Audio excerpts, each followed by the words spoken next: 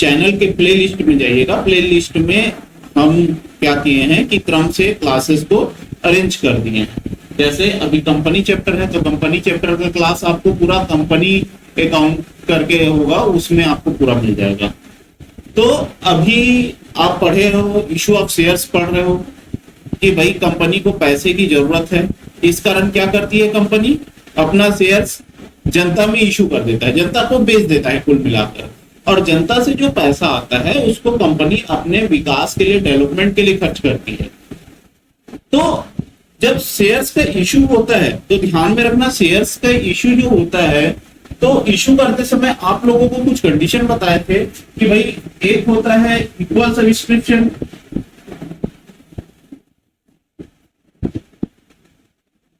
Equal subscription में क्या होगा, जैसे 1 लाख शेयर का इशू किए हैं और 1 लाख शेयर्स के लिए ही आवेदन पत्र प्राप्त हुआ, तो यहां पर आप इशू भी किए हो और यहां पर एप्लीकेशन जो भी मिला है वो भी इक्वल है, तो इसको इक्वल सब्सक्रिप्शन कहा जाएगा।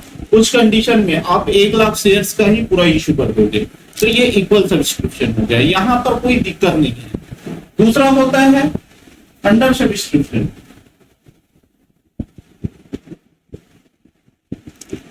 अंडर सब्सक्रिप्शन में क्या होगा कि भाई आपने इशू किया है 1 लाख के लिए और शेयर्स मिल गया है आपको, एप्लीकेशन मिला है केवल 95,000 का। मान लेते हैं कि 1 लाख शेयर्स का इशू किए हो और 95,000 शेयर्स के लिए ही आपको एप्लीकेशन मिला है, तो 1 लाख से कम है ना, कम है, इस कारण क्या कहलाएगा, ये अंडर सब्सक्रिप्शन कहलाएगा। ठीक है, और अंडर सब्सक्रिप्शन ध्यान में रखना हमेशा मिनिमम सब्सक्रिप्शन से ज्यादा होना चाहिए। अंडर सब्सक्रिप्शन और एक क्या है, मिनिमम सब्सक्रिप्शन।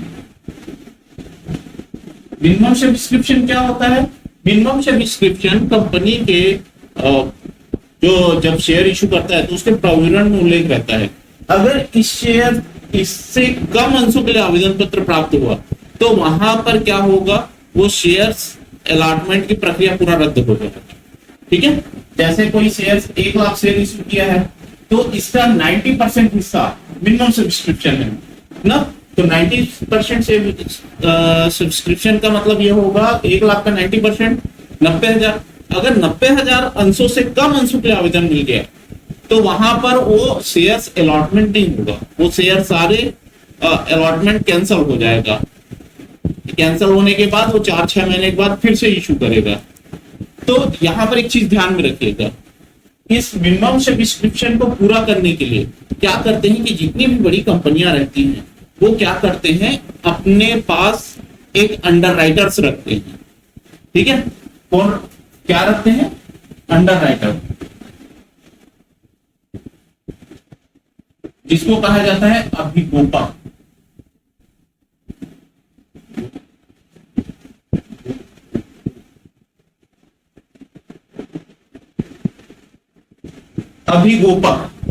अभिगोपक क्या होते हैं कि ये वो बड़ी बड़ी संस्था होती है, वो ऑर्गेनाइजेशन होती है जो कंपनी को ये विश्वास दिलाता है कि अगर आपका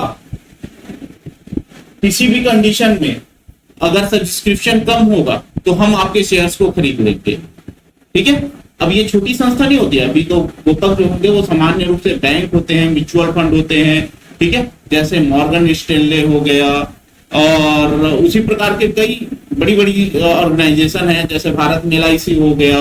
ठीक है, कई म्यूचुअल फंड का इन्वेस्टमेंट है, जैसे SBI का म्यूचुअल फंड हो गया। ये लोग क्या करते हैं, ये अभिगोपक के काम करते हैं, ये उस कंपनी को ये विश्वास दिलाते हैं अगर आपका शेयर्स अगर कम सब्सक्राइब होगा तो हम खरीद लेंगे। ठीक है, अब इस काम के बदले में ये कमीशन लेता है, उसको कहा जाता है अभिगोपन कमीशन।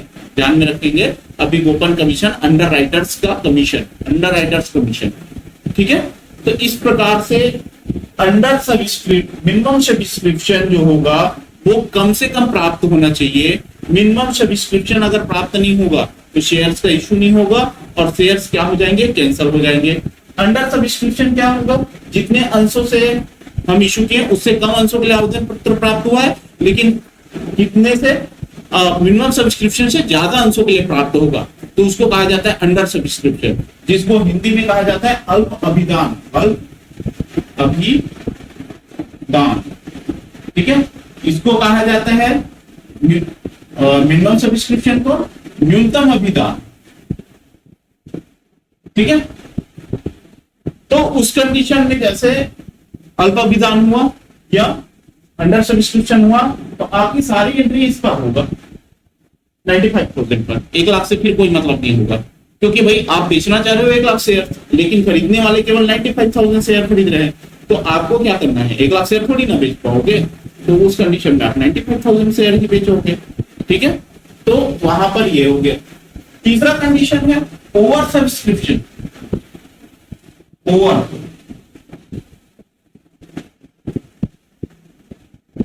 ओवर सब्सक्रिप्शन में क्या होता है, जैसे आप 1 लाख शेयर बेचना चाह रहे हैं, कंपनी 1 लाख शेयर इशू कर रहा है और यहां पर 1,10,000 अंश के लिए आवेदन पत्र प्राप्त हो गया, तो ये ओवर सब्सक्रिप्शन है।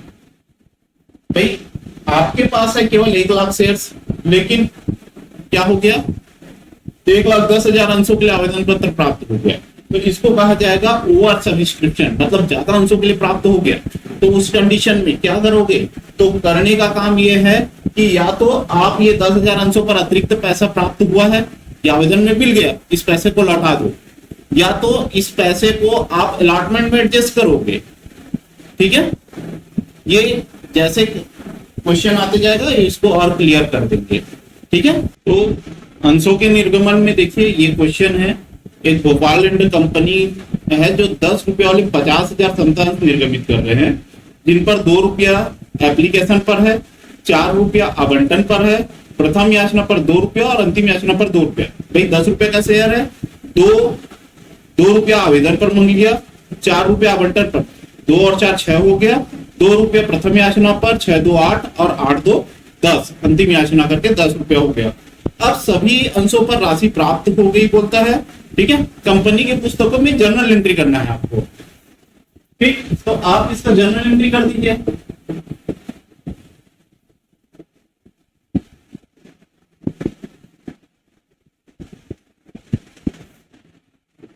तो यहां पर देखिए सबसे पहले क्या बोलता है, यहां पर ऊपर में लिख लेना journal entry in the books of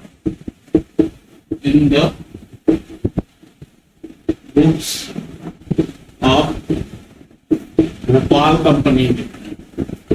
ठीक है, भोपाल कंपनी लिमिटेड। तो ये जर्नल एंट्री कर रहे हैं हम लोग भोपाल कंपनी लिमिटेड के पुस्तकों में। तो यहां पर आप क्या कर रहे हैं, देखिए सबसे पहले ये 50,000 शेयर्स इशू कर रहा है।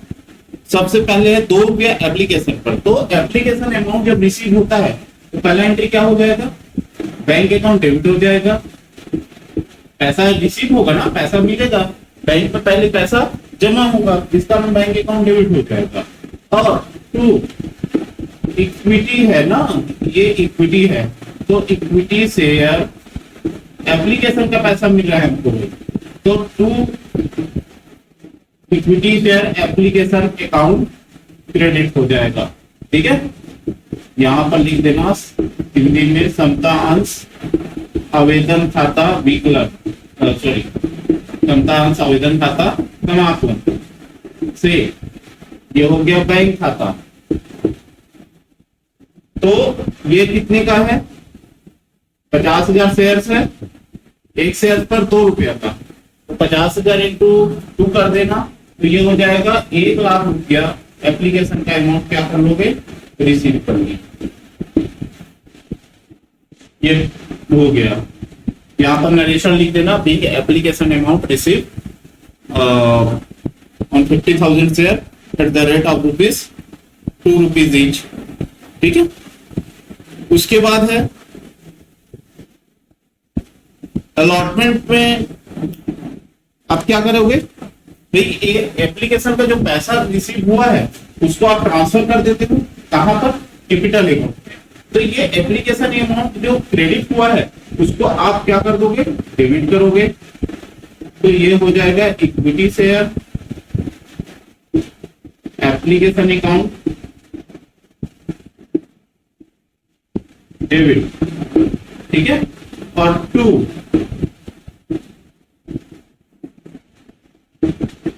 Equity share capital account credit, ठीक है। समतांश पूंजी खाता समाकलन, ये पूरा 1 लाख जो रिसीव हुआ है उसको 1 लाख को आप ट्रांसफर करके कहाँ ले गए, कैपिटल अकाउंट में ले गए।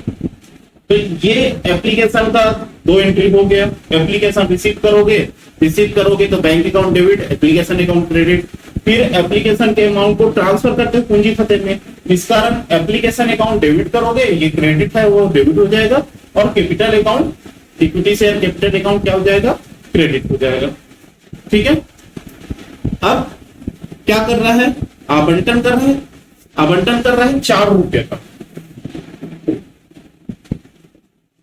आवंटन कर रहा है 1 अर्ज पर 4 रुपए। तो आवंटन करते समय क्या करना है, ये वाला एंट्री जो दूसरा वाला एंट्री है उसको पहले करना है, और ये जो पहला वाला एंट्री है वो दूसरे नंबर पे चला जाएगा, ठीक है। तो यहां पर क्या है, equity share application account debit किए हो, यहां पर भी लिखो, देखिए ये हो जाएगा इक्विटी शेयर, एप्लीकेशन की जगह नाम चेंज करके लिख देना अलॉटमेंट, क्योंकि अब जो आप कर रहे हो, पैसा डिमांड कर रहे हो, अमाउंट ड्यू कर रहे हो, अलॉटमेंट का पैसा है, इस कारण ये equity share allotment account debit हो जाएगा, ठीक है।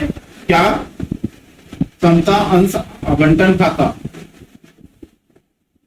समता अंश आवंटन खाता विकलन, ठीक है दोस्तों। और समाकलन क्या होगा, समाकलन होगा यही कैपिटल अकाउंट क्रेडिट ना, तो यहां पर करो 2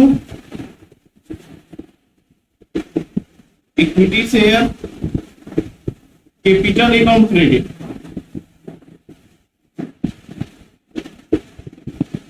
समतांश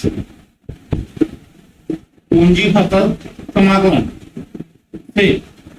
और ये कितने रुपए का होगा, तो भाई यहां पर देख लो 50,000 शेयर्स है, और 1 शेयर पर कितना रुपया है, आवंटन का 4 रुपया, ठीक है। तो बीइंग एप्लीकेशन अमाउंट रिसीवेबल, ठीक है, 50,000 share at the rate of ₹4 rupees each, तो 4 रुपीज ईच के हिसाब से कितना हो गया, 2 लाख हो गया। तो 2 लाख रुपया ये हो गया,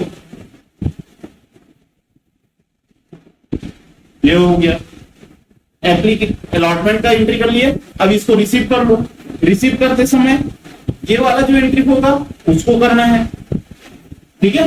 तो अब यहां पर रिसीव कर लो, रिसीव करते समय बैंक में पैसा आ जाएगा, तो बैंक अकाउंट क्या हो जाएगा, डेबिट हो जाएगा।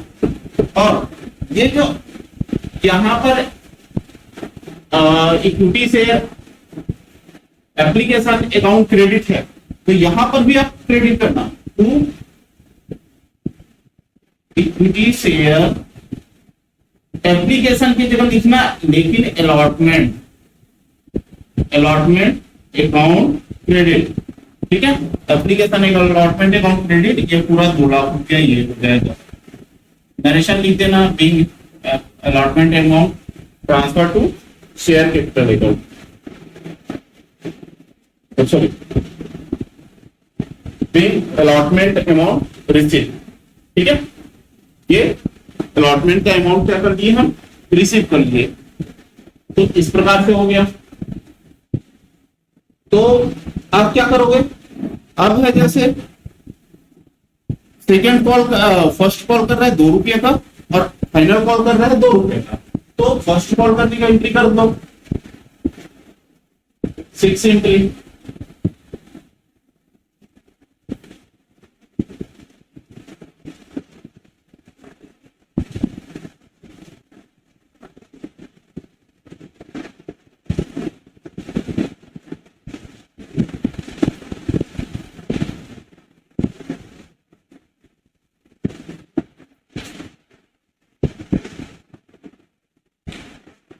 तो फर्स्ट कॉल करोगे तो देखिए,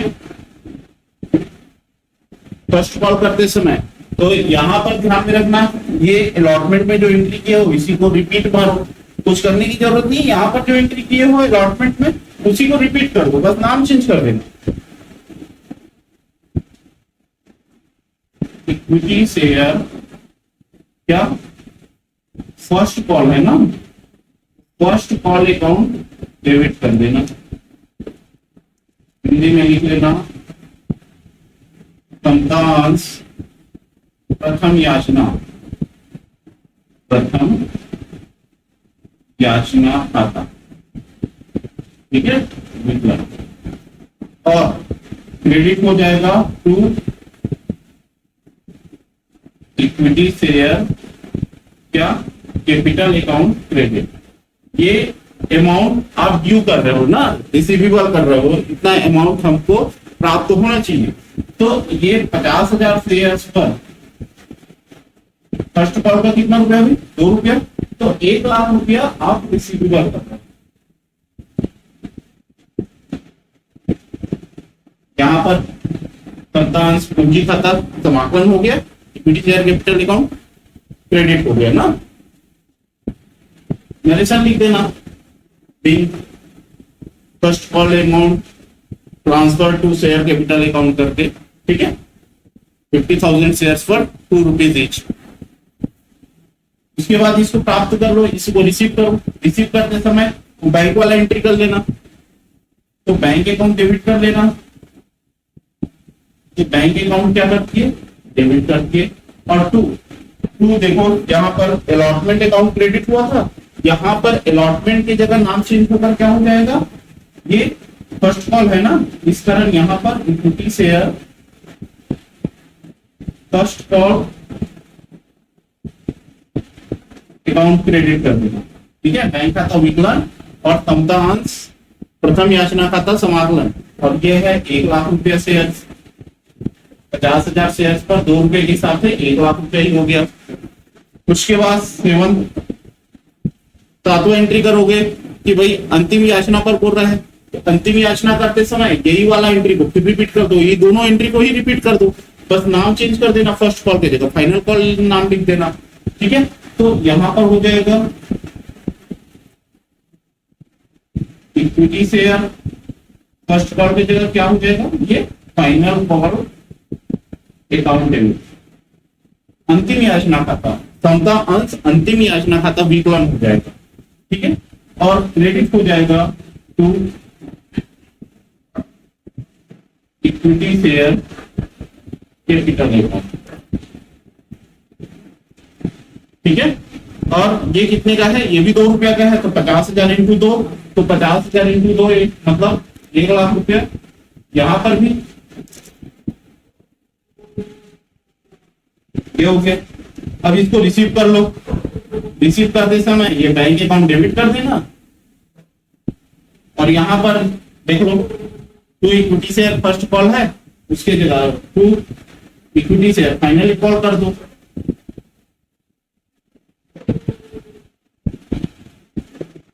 फाइनल कॉल अकाउंट क्रेडिट, ये भी 1 लाख का, ये अमाउंट को आप रिसीव कर लिए, हो गया।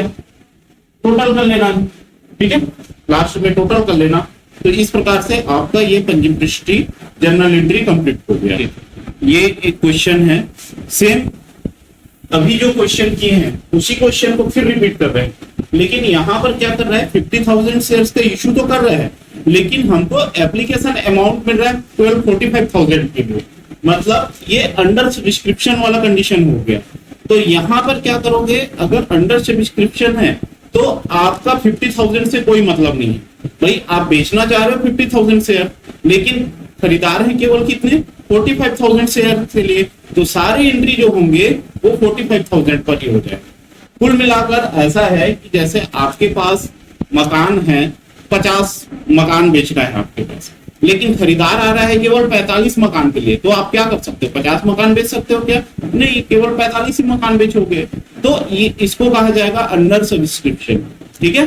तो अंडर सब्सक्रिप्शन के कंडीशन में आप क्या करोगे, भाई जैसे ये था, एप्लीकेशन अमाउंट रिसीव किए, बैंक अकाउंट डेबिट किए, equity share application account credit किए, लेकिन ये होगा 50,000 पर नहीं, 45,000 45,000 इंटू 2, तो ये हो जाएगा कितने का, 90,000 का, 90,000 का हो गया। फिर 90,000 का एप्लीकेशन अकाउंट क्रेडिट हुआ, तो यहाँ पर भी अमाउंट कितने का हो जाएगा, 90,000 का हो जाएगा। ठीक है, कॉल कर करोगे तो ये 50,000 पर नहीं होकर 45,000 पर हो जाएगा। 45 इंटू 4 तो 1,80,000 का हो जाएगा, 1,80,000 रुपया। ठीक है, तो सारा एंट्री जो होगा वो 50,000 पर ना होकर 45,000 पर कर दोगे, तो ये अंडर सब्सक्रिप्शन की कंडीशन हो गई।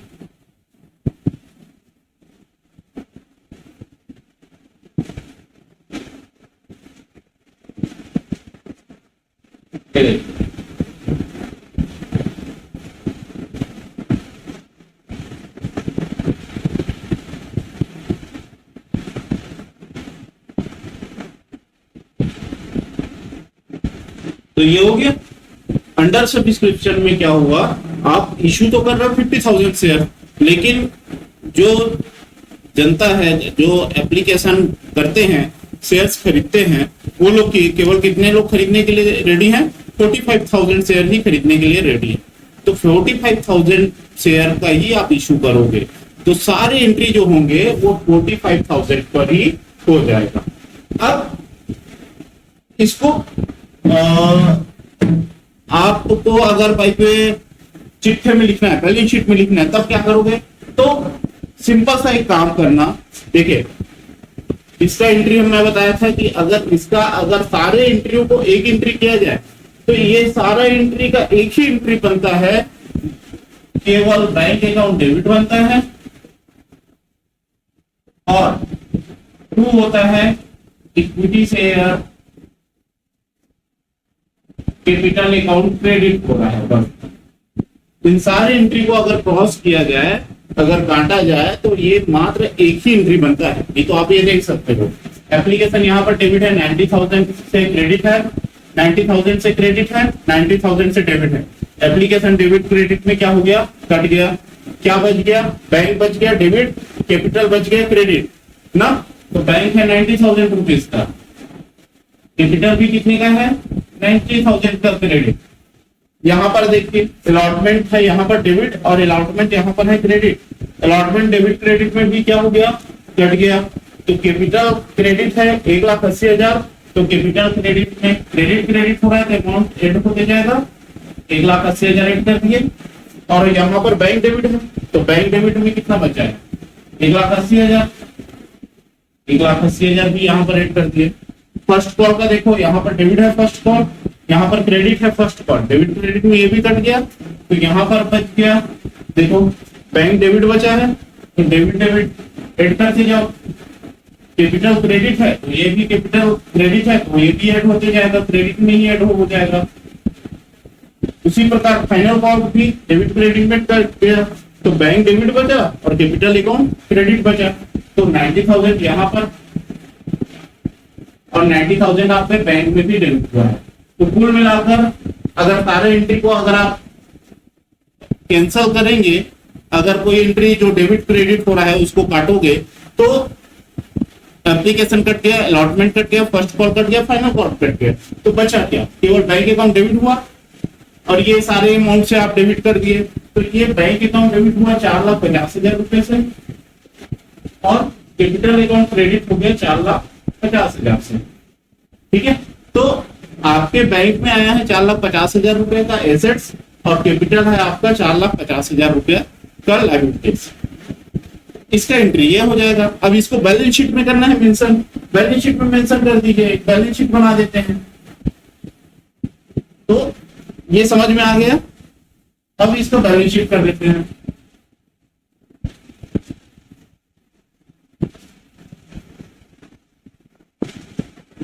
बैलेंस शीट जब बनाओगे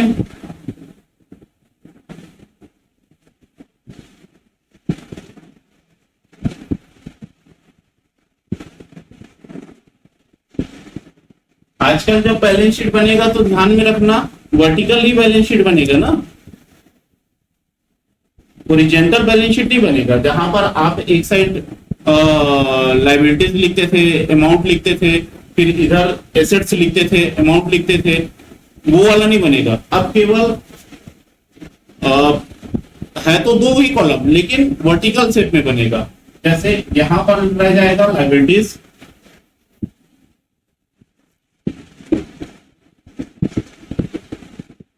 पर्टिकुलर अमाउंट,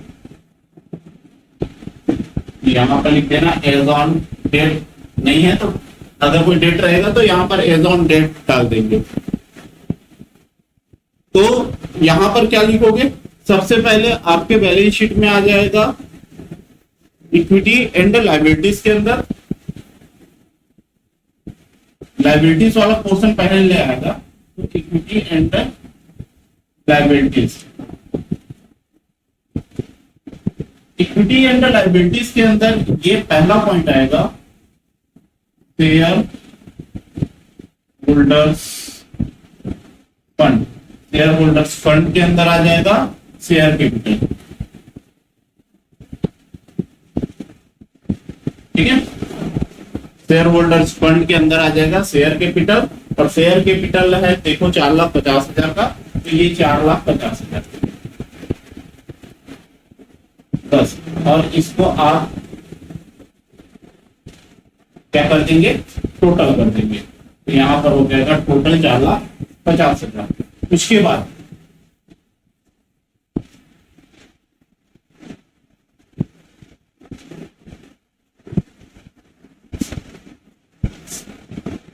इधर हो जाएगा ट्रेडिंग पॉइंट मिल जाएगा एसेट्स, ठीक है। एसेट्स के अंदर ये है करंट एसेट्स के अंदर बैंक आ जाएगा, ठीक है।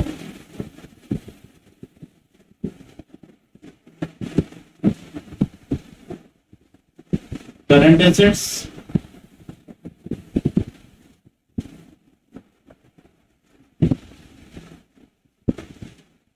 करंट एसेट्स में हो जाएगा बैंक बैलेंस 4,50,000, और ये हो गया टोटल 4,50,000। इस प्रकार से ये आपका इस प्रकार से बैलेंस शीट में मेंशन कर देंगे, ठीक है, वेरी इजी। चलिए